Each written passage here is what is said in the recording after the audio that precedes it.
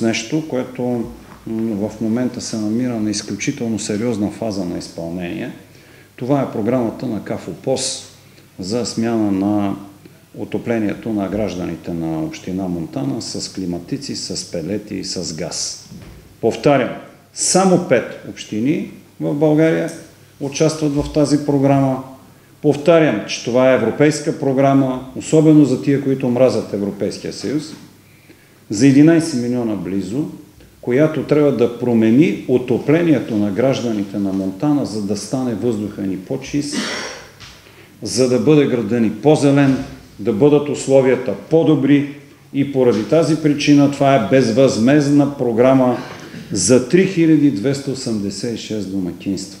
3300 апартаменти и къщи ще имат отопление по-адекватно и по-нормално, отколкото това, което сме имали до тук.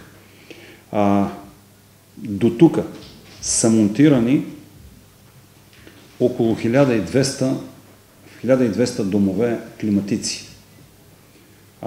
Отопление на газ 71, оставащите за монтиране до края на годината, включително и началото на декември, са 1700 монтаж за домакинства за климатици, 148 за пелети и 178 за газ.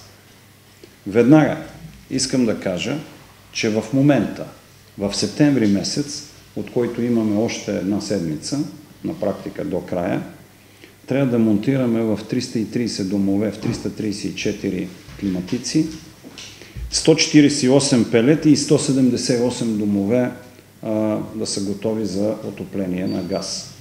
По 17 на график монтажа на ден имат екипите на общината по реализирането на тази програма. Това е възможно най-доброто, за да бъде по-чисто, по-удобно и по-малко замърсено.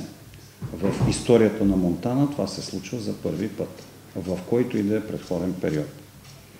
Това е за септември. За октомври и за ноември ситуацията е още по-тежка.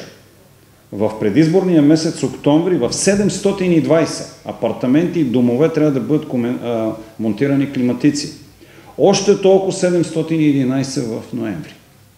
Сами разбирате, че при тази картина и при тази ситуация това, че някой някъде ще бъде в платен отпуск, не означава, че ние можем да затворим. Вие знаете, че бюджета на общината е близо 80 милиона, а от 20 милиона за европроекти, по които общината работи, половината от тях са за това да се сменят отоплителните уреди на територията на нашия град и на нашата община,